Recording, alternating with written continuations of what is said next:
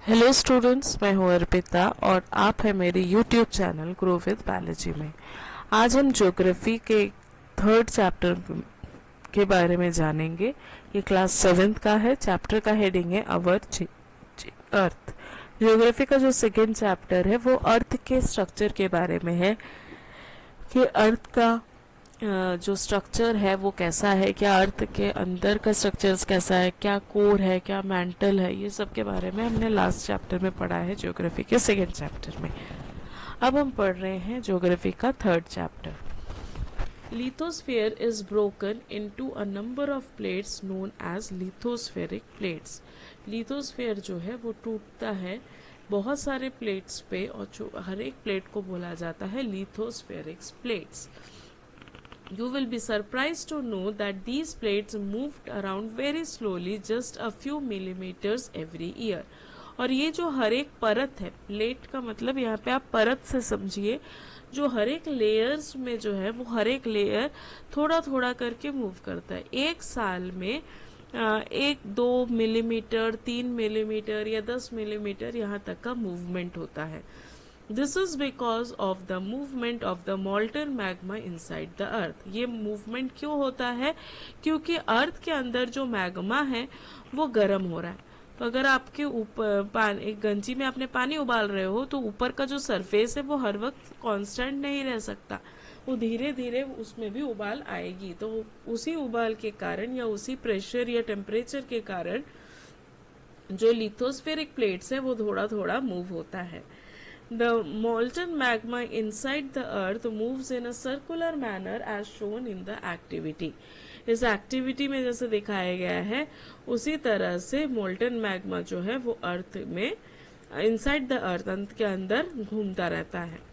The movement of these plates causes changes in the surface of the earth. इसीलिए अर्थ के surface पे changes होता है।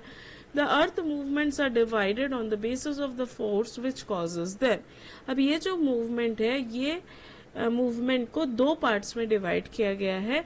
किस पे बेसिक रख के, इस पे बेसिस है कि कौन से तरह का फोर्स लग रहा है। तो दो तरह के फोर्स लगते हैं। एक फोर्स जो अर्थ के अंदर के कारण लग रहा है उस फोर्स को बोलते हैं एंडोजेनिक फोर्सेस, और जो फोर्स अर्थ के सरफेस के कारण हो रहा है वो है exogenous forces.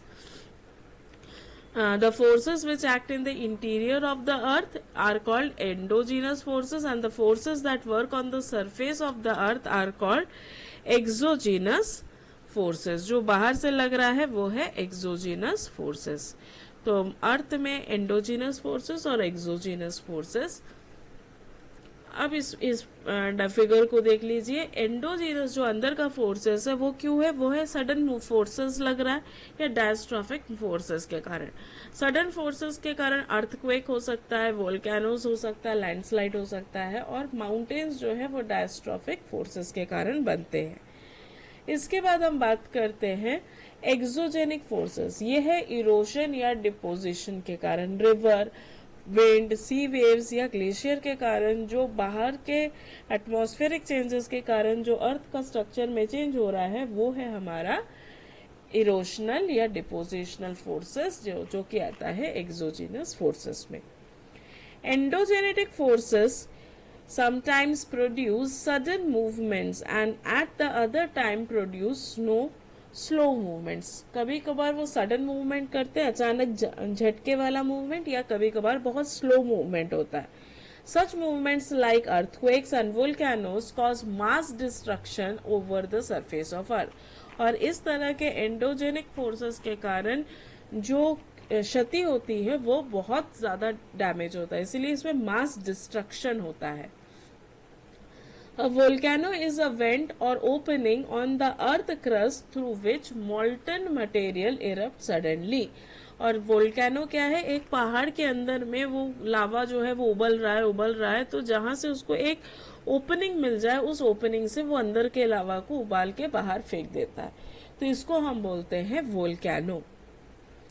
Similarly, when the lithospheric plates move, the surface of the earth vibrate. अब ये अगर सरफेस का जो प्लेट है ये हिल रहा है तो क्या होगा? अर्थ में वाइब्रेशन होगा, और इस वाइब्रेशन को ही हम बोलते हैं earthquake. The vibration can travel all around the earth, वो पूरा जो शीट है उस शीट में अगर हिल रहा है तो वो पूरे वाइब्रेशन पूरे तरफ फैलेगा और इसी वाइब्रेशन को बोला जाता है अर्थक्वेक। ये देखिए ये सेंटर वाला जो पोर्शन है, इस सेंटर पोर्शंस में ये मूवमेंट चालू हुआ। अब ये जैसे ही ये ऊपर वाला पोर्शन हिल रहा है वैसे ही ये सारे पोर्शंस ये सर्कुलर डायरेक्शन में हिलने लगा है और इस सेंटर पोजीशन को हम जहां से वो चालू हुआ that is known as epicentre. The focus, the part in the crust where the movement start is called as focus. Crust के ऊपर में जो पार्ट है उसको बोलते हैं फोकस और place on the surface above the focus is called as epicentre. पूरे अर्थ जो प्लैनेट है उस प्लैनेट का जिस पोर्शन से वो इनिशिएट हुआ उसको बोलेंगे फोकस और सरफेस ऑफ अर्थ पे जो एरिया है उसको बोलेंगे एपीसेंटर। वो सेंट्रल पॉइंट है जहां से वो पूरा चीज फैलेगा। ये अंदर वाला फोकस जहां से ये स्टार्ट हुआ और ये है सरफेस पे उसी पॉइंट को बोला जा रहा है एपीसेंटर। इसमें बहुत कंफ्यूज होते हैं स्टूडेंट कि फोकस कौन सा है, तो ध्यान से डेफिनेशन देखो। The place in the crust where the movement start, crust का जो पार्ट है जहां पे मूवमेंट चालू हो रहा है वो फोकस है और the place on the surface और अबव द फोकस, फोकस के ऊपर में जो सरफेस है उसको बोलेंगे epicentre.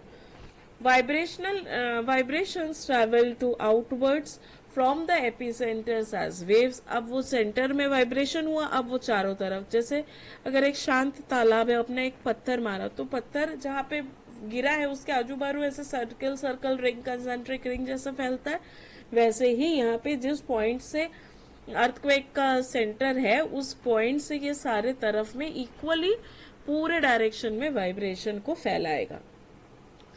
Greatest damage is usually closest to the epicenter and the strength of the earthquake decreases away from the center।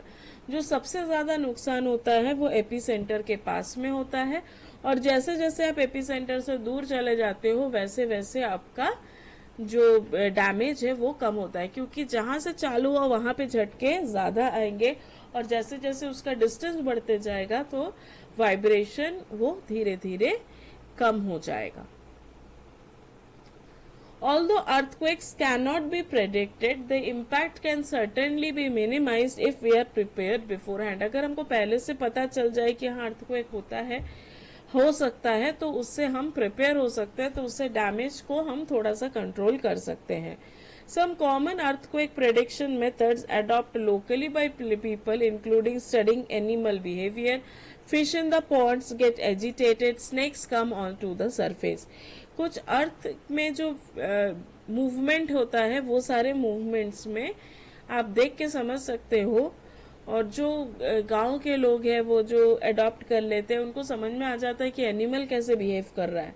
Earthquake आने के पहले एक वाइब्रेशन जो है वो एनिमल्स को मिलता है और वो अलग सा बिहेव करने लगते हैं। ऐसा बिहेवियर चेंज आपको इक्लिप्स में भी दिखता है, सोलर इक्लिप्स और लूनर इक्लिप्स में भी आपको एनिमल्स में, रिवर्स में, टाइड्स में बिहेवियरल चेंजेस दिखता है। तो ये चेंजेस से आप प्रेडिक्ट कर सकते हैं कि अर्थक्वेक हो सकता है।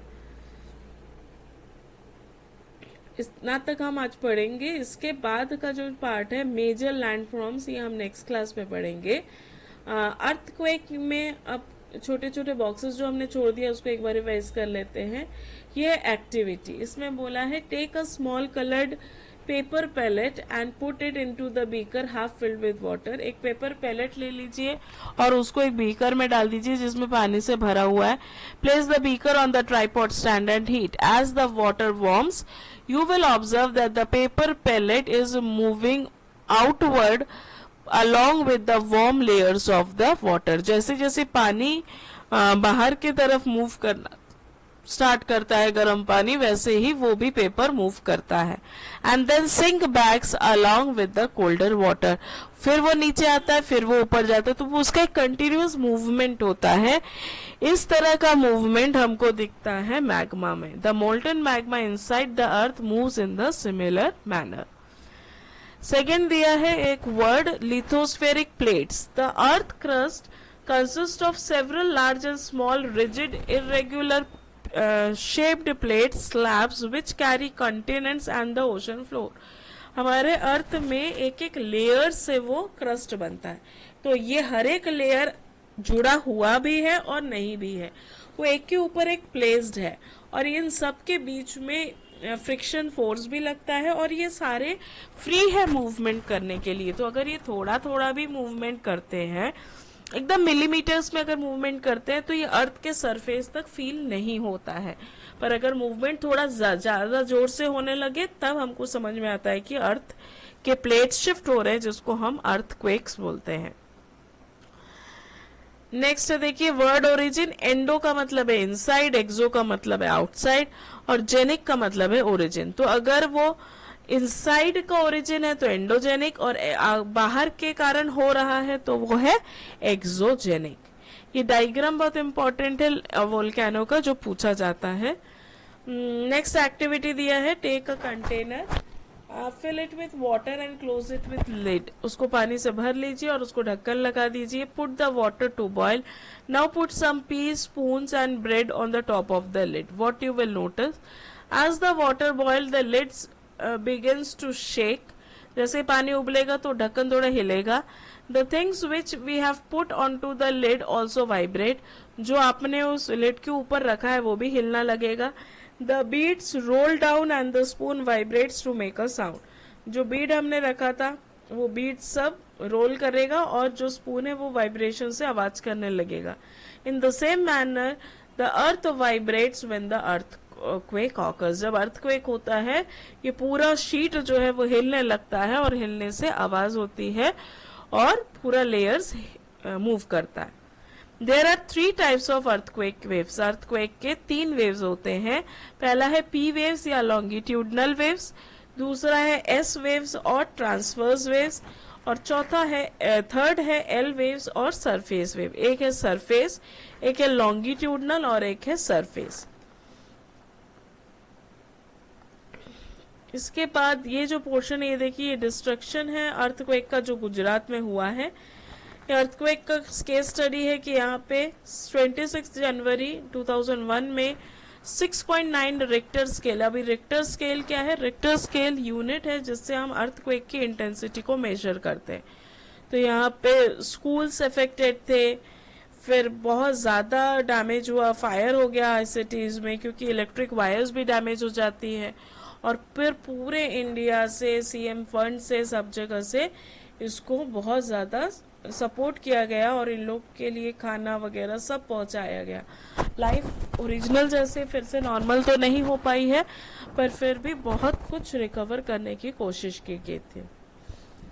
An earthquake is measured with a machine called as seismograph। ये एक मशीन है जिससे आप अर्थक्वेक को मेजर कर सकते हैं। The magnitude of the earthquake is measured on the Richter scale। जैसे हम किसी चीज का वजन मापते हैं तो केजी में मापते हैं, वैसे ही मैग्नीट्यूड ऑफ अर्थक्वेक को मेजर करना होता है तो हमको यूज करना है रिक्टर स्केल।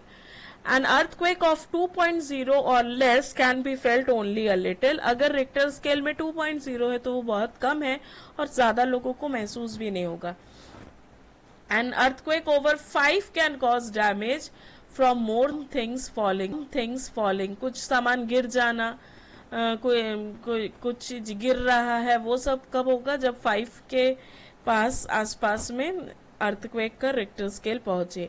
और अगर 6 से ऊपर है तो फिर मैसिव डैमेज है, और 7 के ऊपर है तो बहुत ज्यादा अर्थक्वेक है। और ये जो भुज में हुआ था ये 6.9 नियर अबाउट 7 है, इसीलिए बहुत ज्यादा डैमेज हुआ था। अब अर्थक्वेक प्रिपेयर्डनेस क्या होता है? जो भी अगर अर्थक्वेक होता है तो आपको एक सेफ स्पॉट में अपने आप को सेफ्टी में रखना चाहिए। जैसे हम फर्स्ट एड रखते हैं वैसे ही अर्थक्वेक अगर हो रहा है तो उसमें भी आपको सेफ्टी पता होना चाहिए। आप किचन काउंटर के नीचे घुस सकते हैं, टेबल के नीचे घुस सकते हैं, तो जो भी कुछ गिरेगा आपको एक प्रोटेक्ट करने वाला ऊपर में सरफेस रहेगा। Stay away from fire places, areas like chimneys, Windows that shatter includes mirrors and picture frames. इससे कांच गिरने की संभावना ज्यादा हो जाती है और उससे आपको डैमेज ज्यादा हो सकता है। Be prepared, spread awareness among friends and families and face any disaster confidently. आप डरेंगे तो उससे कुछ सुझाव तो हो नहीं पाएगा, ना ही वो कोई सॉल्यूशन है। तो आपको बहुत कॉन्फिडेंटली फेस करना है, आपको बहुत स्मार्टली उसको ये हैंडल करना है। किस तरह से हम अपने आप को और अच्छे पोजीशन पे पहुंचा सकते हैं वो हमको ध्यान में रखना होता है। तो आप इस यहाँ तक का चैप्टर रीड कर लीजिए। अगर कोई डाउट है तो कमेंट सेक्शन में पूछिए। नेक्स्ट पार्ट जो है मेजर लैंडफॉर्म्स, ये हम कल के चैप्टर में कंप्लीट करेंगे। Thank you, happy